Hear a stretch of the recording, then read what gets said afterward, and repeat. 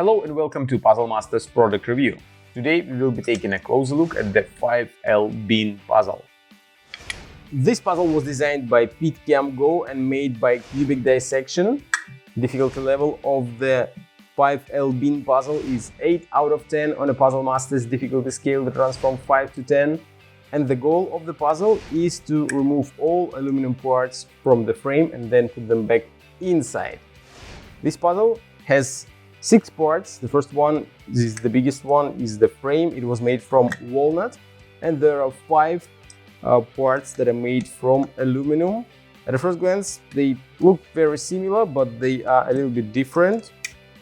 There is an opening on this frame, and you can see all 5 aluminum pieces here. They are connected together, and on the opposite sides, you will find 2 more openings.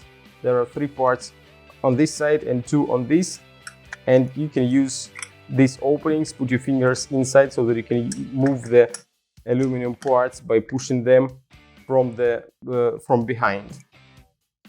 This puzzle is quite difficult since you have to find the correct sequence of moves in order to solve it. It is a Nari puzzle.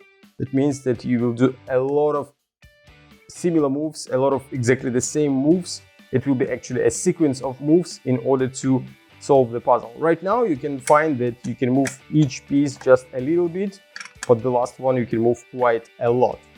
And that's all information that you have once you start solving the puzzle, and you have to find a way how to remove all 5 aluminum pieces. And once you're done solving it, you will have all 5 parts out. You have to put everything back inside in exactly the same way so that all parts will be inside the frame. It's a very interesting puzzle to solve and also a very satisfying puzzle, since this move of moving aluminum parts is really very satisfying. You can just sit for hours and just move the parts inside the frame. Just a very relaxing and satisfying puzzle.